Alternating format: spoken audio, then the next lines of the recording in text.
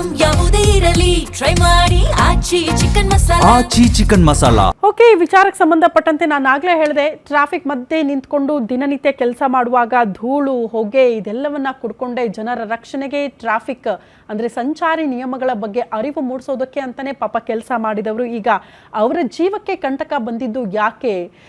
ಹಾಗಾಗಿ ಜನರ ಬಳಿ ಈ ಸುದ್ದಿಯನ್ನು ಯಾಕೆ ಇಡ್ತಾ ಇದ್ದೀವಿ ಅಂದರೆ ಈಗ ನಿಮ್ಮ ನೆರವಿನ ಹಸ್ತ ನಮಗೆ ಬೇಕಾಗಿದೆ ಅನ್ನೋ ಕಾರಣಕ್ಕೆ ಅವರು ಇಡೀ ಫ್ಯಾಮಿಲಿಯವರು ಕೇಳ್ಕೊಳ್ತಿದ್ದಾರೆ ಅಂತ. ಎಕ್ಸಾಕ್ಟ್ಲಿ ಆಗಿರುವ ಸಮಸ್ಯೆ ಏನು ಅದ್ರ ಬಗ್ಗೆ ಇವತ್ತು ಮಾತನಾಡ್ತಾ ಹೋಗೋಣ. ನಮ್ಮ ಜೊತೆಗೆ ಹಿರಿಯ ವೈದ್ಯರು ಆದಂಥ ಡಾಕ್ಟರ್ ಸುನೀಲ್ ಕುಮಾರ್ ಹೆಬ್ಬಿ ಸರ್ ನಮ್ಮ ಜೊತೆಗಿದ್ದಾರೆ. ಸರ್ ನಮಸ್ತೆ, ಕಾರ್ಯಕ್ರಮಕ್ಕೆ ಆತ್ಮೀಯ ಸ್ವಾಗತ. ಜೊತೆಗೆ ಝೂಮ್ ಲೈವ್ ಅಲ್ಲಿ ನಿವೃತ್ತ ACP ಲೋಕೇಶ್ವರ್ ಸರ್ ಕೂಡ ಜಾಯಿನ್ ಆಗಿದ್ದಾರೆ. ಸರ್ ನಮಸ್ತೆ, ಕಾರ್ಯಕ್ರಮಕ್ಕೆ ಆತ್ಮೀಯ ಸ್ವಾಗತ ತಮಗೆ. ಮೊದಲೇದಾಗಿ ಸುನೀಲ್ ಕುಮಾರ್ ಸರ್ ಹತ್ರ ಹೋಗ್ಬಿಡ್ತೀನಿ. ಡಾಕ್ಟರ್, ಎಕ್ಸಾಕ್ಟ್ಲಿ ಆಗೋ ಸಮಸ್ಯೆ ಏನು ಅಂತ? ಜಸ್ಟ್ ಜ್ವರ ಬಂದು ಮಲಗಿದ್ದು ರಮೇಶ್ ಅವರು, ತದನಂತರದಲ್ಲಿ ನ್ಯೂಮೋನಿಯಾ ಅಂತ ಆಯಿತು, ಈಗ ಶ್ವಾಸಕೋಶದ ಸಮಸ್ಯೆ, ಹೆಂಗೆ ಇದು ಅಂತ?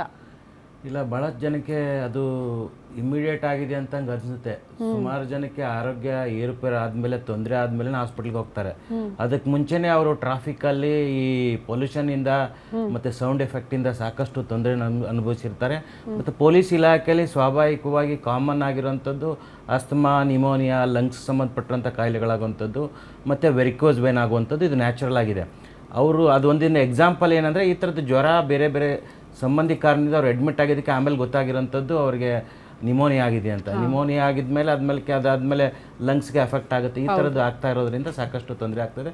ಆಲ್ಮೋಸ್ಟ್ ಇದು ಒಬ್ಬರ ಕಥೆ ಅಲ್ಲ, ಪೊಲೀಸ್ ಇಲಾಖೆಯಲ್ಲಿರುವಂಥ ಸಾಕಷ್ಟು ಪೊಲೀಸರ ಕಥೆ ಇದು ಕರ್ನಾಜನಕ ಕಥೆ. ಇದು ತಾವು ಹೇಳ್ತಾ ಇದ್ರಿ ಆವಾಗಲೇ, ಆರೋಗ್ಯ ಭಾಗ್ಯ ಅಂತ ಒಂದು ಸ್ಕೀಮ್ ಇದೆ, ಸರ್ಕಾರದೇ ಒಂದು ಜ್ಯೋತಿ ಸಂಜೀವಿನಿ ಅಂತ ಒಂದು ಸ್ಕೀಮ್ ಇದೆ, ಆಯುಷ್ಮಾನ್ ಭಾರತ್ ಅಂತ ಒಂದು ಸ್ಕೀಮ್ ಇದೆ, ಆರೋಗ್ಯ ಕರ್ನಾಟಕ ಅಂತ ಒಂದು ಸ್ಕೀಮ್ ಇದೆ. ಈ ಸ್ಕೀಮ್ಸ್ ಇರುವಂಥದ್ದು ಸ್ವಾಭಾವಿಕವಾಗಿ ನಮ್ಮ ಮನೆಯಲ್ಲೇ ಒಬ್ಬ ಸರ್ಕಾರಿ ಅಧಿಕಾರಿ ಇದ್ದಾರೆ, ಜ್ಯೋತಿ ಸಂಜೀವಿನಿ ಸ್ಕೀಮಲ್ಲಿ ಇದ್ದಾರೆ. ಆ ಸ್ಕೀಮಲ್ಲಿ ಏನಂದ್ರೆ ಮೇಜರ್ ರೋಗಗಳನ್ನು ಕವರ್ ಆಗದೆ ಬೇರೆ ಬೇರೆ ರೋಗಗಳು ಕವರ್ ಆಗ್ತವೆ. ಅತ್ಯವಶ್ಯಕವಾಗಿ ಸಾಕಷ್ಟು ಯಾವ ಕಾಯಿಲೆಗಳು ಸಾಕಷ್ಟು ಖರ್ಚಾಗುತ್ತೋ ಆ ಕಾಯಿಲೆಗಳಿಗೆ ಕವರೇಜ್ ಆಗೋದೇ ಇಲ್ಲ ಈ ಹೆಲ್ತ್ ಇನ್ಶೂರೆನ್ಸಸ್ನ.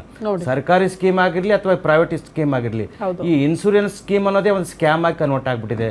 ಸಾಕಷ್ಟು ನಾನೇ ಅನುಭವಿಸ್ತಾ ಇರೋಂಥದ್ದು. ಇವಾಗ ಜ್ಯೋತಿ ಸಂಜೀವಿನಿ ಸ್ಕೀಮಲ್ಲಿ ಇಮ್ಯುನೋಥೆರಪಿ ಕವರ್ ಆಗಲ್ಲ. ಇದರಲ್ಲಿ ಈ ಕೇಸಲ್ಲಿ ನೋಡಿ, ಎಕ್ಮೋ ಕವರ್ ಆಗಲ್ಲ.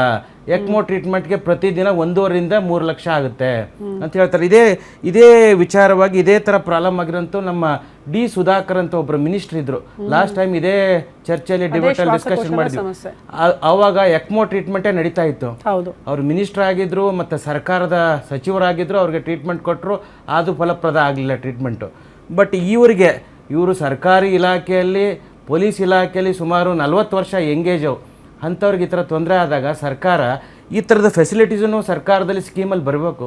ಸ್ಕೀಮ್ ಇರುವಂಥದ್ದು ಪ್ರಯೋಜನ ಆಗದೆ ಇದ್ದಾಗ ಏನು ಪ್ರಯೋಜನ ಆಗುತ್ತೆ? ಇದು ದುರದೃಷ್ಟಕರ. ಲೋಕೇಶ್ವರ್ ಸರ್, ಜನರ ಜೀವ ಉಳಿಸೋ ಕೆಲಸ ಮಾಡ್ತಾ ಇದ್ರು, ಅವರ ರಕ್ಷಣೆ ಅಂತ ಕೆಲಸ ಮಾಡ್ತಾ ಇದ್ರು. ಸತತವಾಗಿ ಸುನೀಲ್ ಕುಮಾರ್ ಸರ್ ಹೇಳ್ತಾ ಇದ್ದಂಗೆ 35 ರಿಂದ 40 ವರ್ಷ ತಮ್ಮ ಜೀವವನ್ನು ಅದಕ್ಕಾಗಿ ಮುಡಿಪಾಗಿಟ್ಟಿದ್ದಾರೆ. ಈಗ ಅವ್ರ ಜೀವಕ್ಕೆ ಕಂಟಕ ಬಂದಿದೆ. ಪೊಲೀಸ್ ಡಿಪಾರ್ಟ್ಮೆಂಟು ಸಹಾಯಕ್ಕಿಲ್ಲ, ಅವ್ರಿಗೆ ಇದ್ದಂಥ ಯೋಜನೆಗಳು ಸಹಾಯಕ್ಕಿಲ್ಲ.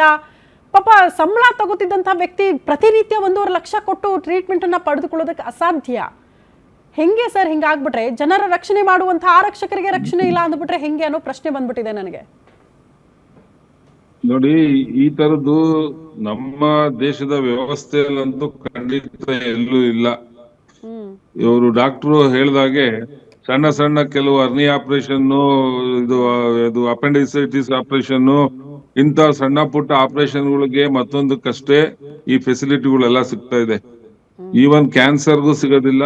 ಈ ತರದ ಎಕ್ಮೋ ಟ್ರೀಟ್ಮೆಂಟ್ ಮತ್ತಿನ್ಯಾವ್ಯಾವ್ದು ಸ್ವಲ್ಪ ಕಾಸ್ಟ್ಲಿ ಅಂತ ಏನು ನಾವು ಕೇಳ್ತಾ ಇರ್ತೀವಿ, ಅದು ಕೆಲವೇ ಜನಕ್ಕಾಗೋದು, ಎಲ್ಲರಿಗೂ ದಿನ ಆಗಲ್ಲ ಅದು.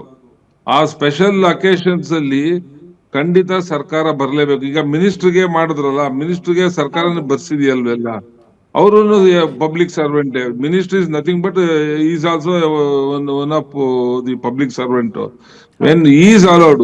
ಮತ್ ಅವ್ರಿಗೆ ಅದಾದ್ಮೇಲೆ ಈತನ್ಗೆ ಯಾಕಿಲ್ಲ? ಅದು ಎಲ್ಲರೂ ಯೋಚನೆ ಮಾಡಬೇಕು.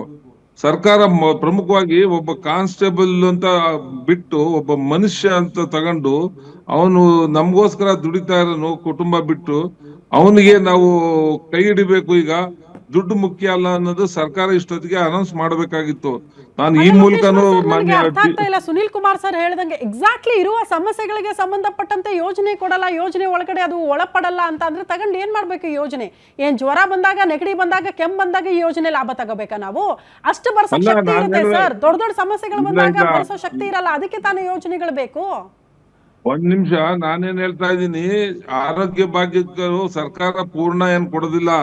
ನಮ್ಮ ಸ್ಯಾಲ್ರಿಗಳಲ್ಲಿ ಒಂದು ಪಾರ್ಟ್ ಅನ್ನ ಕಟ್ ಮಾಡ್ಕೊಂಡು ಅದರಿಂದ ಸೇರಿ ಕೊಡೋದು ನಮ್ಗೆ. ಪೂರ್ಣವಾಗಿ ಅವ್ರೇನ್ ಕೊಡೋದಿಲ್ಲ.